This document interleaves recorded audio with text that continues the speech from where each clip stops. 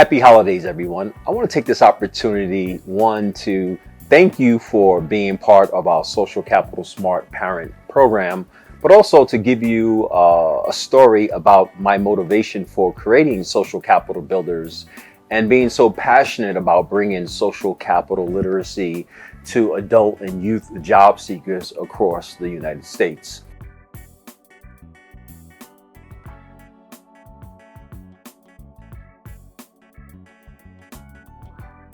Let me start by introducing you to 20-year-old Ed DeJesus. Yeah, that's me, young father in the Bronx with my second daughter, and that's Kathy.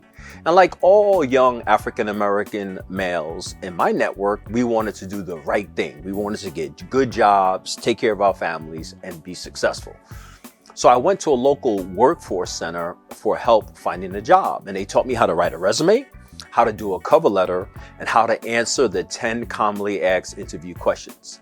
They sent me out to Wall Street. I did about 20 interviews and no callbacks. I came back and then I went out to every hospital in the Bronx because I wanted a porter job because we couldn't afford to have a baby and hospitals had good benefits. And guess what? Another 10 interviews, every hospital in the Bronx, no callbacks. I was feeling rejected. I had some other options, but my brother told me, Ed, those who learn on trial and error will always lose to those who learn on other people's trial and error. So he didn't want me to lose, and I listened to him. Then I went to Wendy's, a fast food restaurant on Jerome Avenue in the Bronx, and I applied for an assistant manager position. And I remember the gentleman loved me. He said, I want to hire you. There's only one problem. You want to go to college.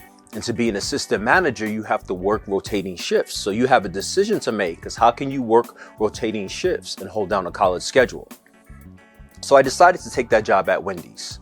On the way home, I ran into my best friend, Brian. I told him what was going. He said, wait, Ed, wait a second. I know somebody who could help. You have another move. The next morning, I got a call from his father, who I've known for equally 15 years, who told me about a full-time position at the New York City Human Resources Administration, working in the homeless shelters from the midnight to 6 a.m. shift. Guess who was able to go to college? You see, it wasn't the workforce program that helped me get a job. It was my social capital within my network that no one told me to think about. But here's the most interesting part of this story. His mother was my mother's best customer in the beauty shop she ran on Fordham Road in the Bronx.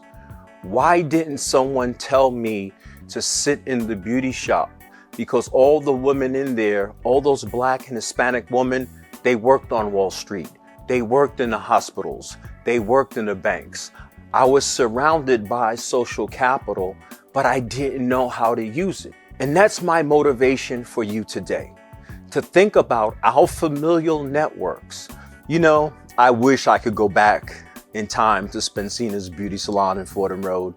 But even before that, between Ann and Spencina's Beauty Salon in Harlem, because over my life, I have met so many outstanding African-American and Latina career women with different type of occupations. But as a young man growing up in the Bronx, no one taught me that I was rich in social capital. And that was in my mother's network.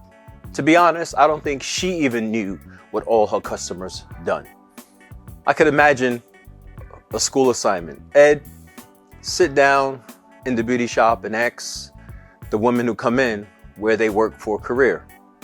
And yes, 20% of them would have probably told me to mind my business, but 80% would have loved to share that information with me. When I think about all the connections I could have had, if someone would have taught me and my family about the power of social capital. So we're giving this lesson to you as a holiday gift. If it doesn't apply, let it fly. But think about making sure that your child knows about the wealth of resources right within your familial network. That's family and fictive kin, people who you really trust, your close friends. Because training over 1,000 people, I learned one thing, and one thing that stands out is that we're all rich in social capital.